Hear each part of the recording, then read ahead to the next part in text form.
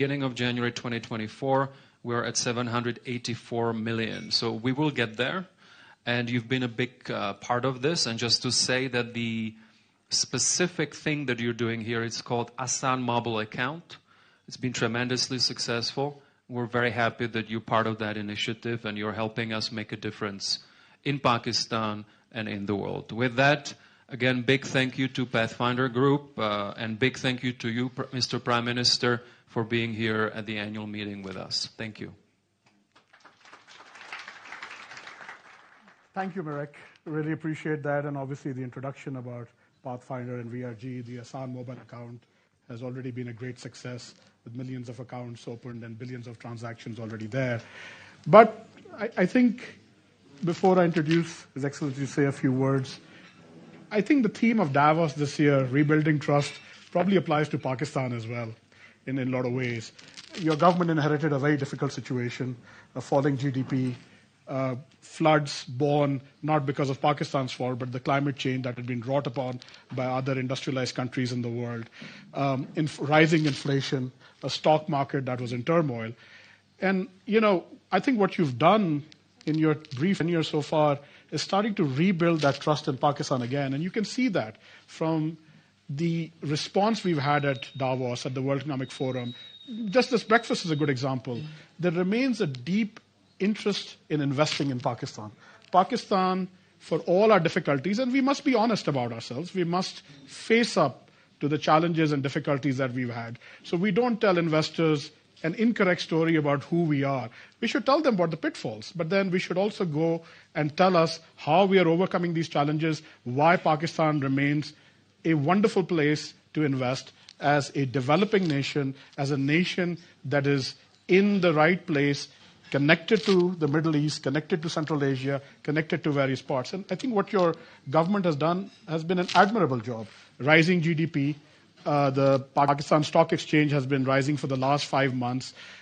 Inflation remains a big question mark, but that is coming under control in various places. Some of it obviously has to do with the oil shocks and the war in Ukraine that has caused a lot of the supply side problems. So again, not Pakistan's fault, but we remain the victims of it.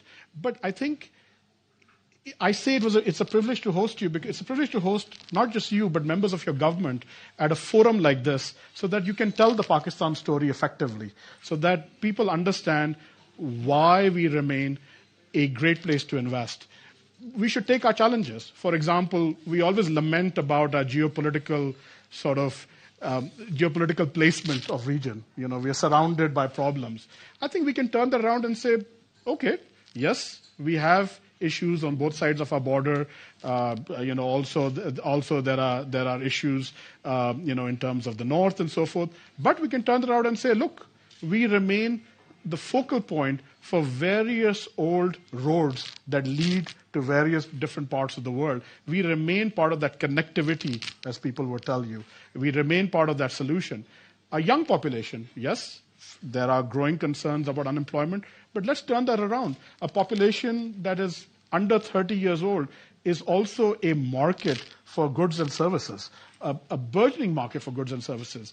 An investment in education, reform in education, a focus on what we believe, digital financial inclusion, for example. These are the things that will take Pakistan well ahead in the 21st century and get around some of our problems. With that brief introduction, I would like to now welcome the Prime Minister to say a few words. Thank you.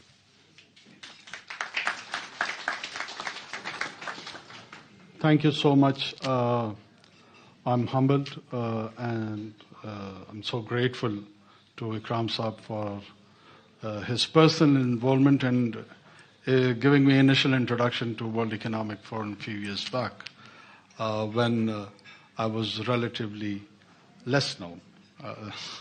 And here I was in this breakfast audience a few years back, and I was just thinking about this transformation, what has happened. Ikram Saab has been very generous to me in personal capacity. He has always introduced me to different forums, and I've always benefited from his advices and suggestions. So thank you so much, sir. Pakistan's story, Pakistan's storyteller. Pakistan is a great place. I am not just boosting about in the hyper-nationalistic tone while I'm saying this. Pakistan is a great country. Why? It has a population of 240 million people at its backyard. The whole of Central Asia lies there, which is landlocked. And of course, it is looking to have connectivity through Pakistan. Midway, yes, Afghanistan is there.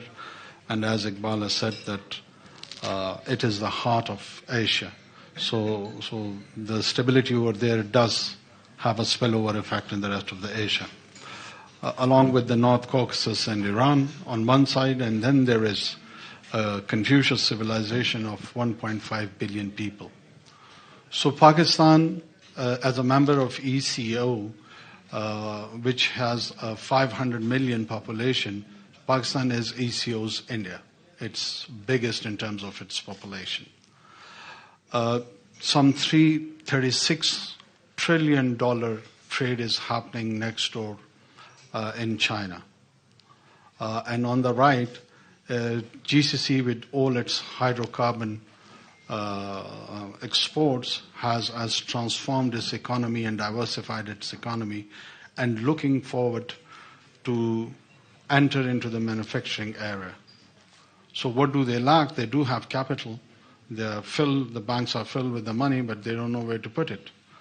As there is a demographic disadvantage. So they have two options. Either import the population to their own countries or take the capital to the framework where the right kind of environment is available, the labor, cheap energy, and so on and so forth.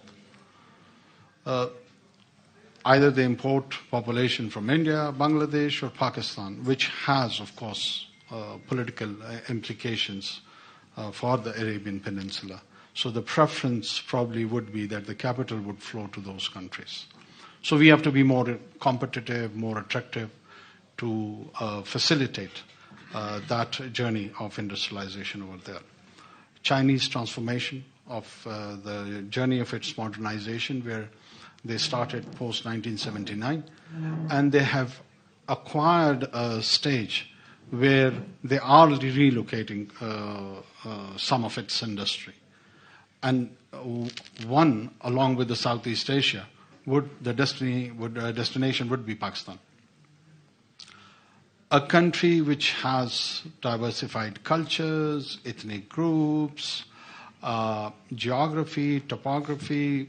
You go to the north of Pakistan, you have 8 to 9 highest peaks in the world. It's a heaven for the people who are interested in mountaineering. Then you have deserts of Thar and plains of Punjab and deserts even in Balochistan. So this is all amalgamation of a different kind of a landscape which is quite unique that it is offered in one place or in one territory. Pakistan's biggest asset is its human resource. 240 million people, 60% of them under the age of 30. What does that mean? That actually means whole of energy. Energy which needs, of course, a direction. We have got around 1.5 million workforce just in the IT sector. We've been working on its international accreditation also, that a year at least we should produce about 50,000 graduates who would be internationally accredited. Pakistan's governance structure is improving. Yes, of course we have challenges, but if we can respond to those challenges within 5 months, I'm pretty much sure that any mandated government which would be in place on 9th of February or by the end of February would get it as a blueprint that how did we respond in this short stint. And I'm quite sanguine about that, that people are feeling a deep sense of positivity. We brought improvement, and there was a revamp of the taxation structure. The entire structural changes are happening over there, that how do we collect our taxes. So there are two lessons which is take home, and that is spend less on the government and earn more. So effective government, smart government, less government. And we are partners in the business, in the private sector. We have our own stake with the private sector. We would encourage them to make more money, and we'll tax them, take our share of the business from them, and spend it on the social sector. This is the model. This is the model which can work. This is the model which has worked in many parts of the world, and I'm pretty much sure it would work here as well. Pakistan is a story of identity also. We've been viewed as our journey started probably in 14th August 1947, or to some who have studied Pakistan studies at school, the entry of Muhammad bin Qasim from the Arabian Peninsula is at times referred as a starting point of that identity. I would take it a bit further. I come from Balochistan, where the Mehergarh civilization initiated, and they were the one who provided the early inhabitant to Indus civilization. So Pakistan's identity and its story starts more or less about 9,000 to 10,000 years ago. And that was the area where the inhabitation started. This identity process, the collective memory of Pakistan, it has so many languages as part of its identity, starting from Sanskrit to Persian, English, local languages which were produced from Saraiki to Pashto, from Brahvi, which is a Dravidian origin language, to Sindhi, from Sindhi to Punjabi. And they all contributed along with the inspiration from the Central Asian languages, the Turkic Mongol origin languages. And it crafted a new lingua franca of Urdu. It expressed itself in poetic terms, it produced drama, art. So Pakistan is not just a story of a specific religion. It's way broader than that.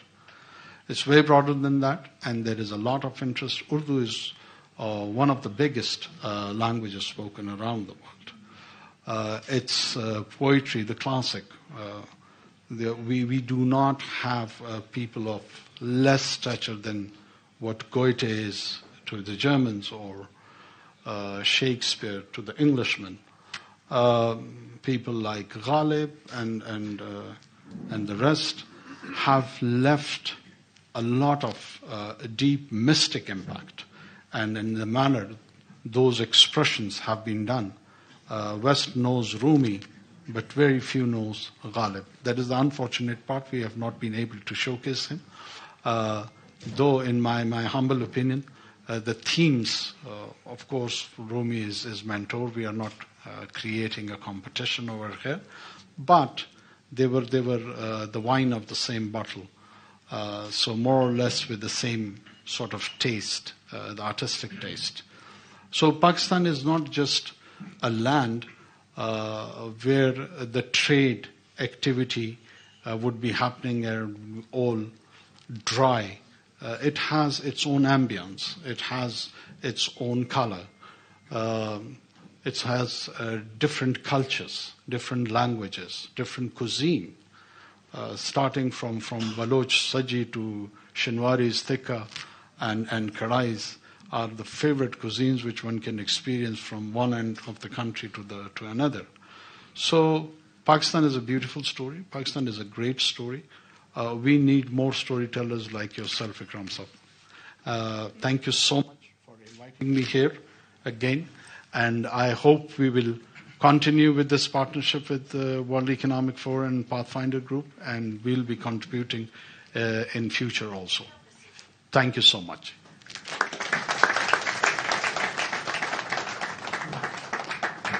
Thank you very much, Prime Minister. I'll let Marek go. Thank you for those wonderful words, and I think the Pakistan story is a compelling one. Obviously a deep cultural and artistic history as well, that has spanned, different provinces, different areas of Pakistan that bring its rich diversity in place. Maybe purely from, before I turn to a Q&A session from the audience, maybe just purely from a investor, and let's call it. और अब बात करेंगे Iran की जानिब से पाकिस्तान की खुद मुख्तारी की खिलाफ वर्जी पर हैरान हूं। शहबाज शरीफ ने समाजी राब्ते की वेबसाइट पर लिखा, ये मिसाइल हमला हमारी दोस्ती की रूह और अच्छी हमसायगी की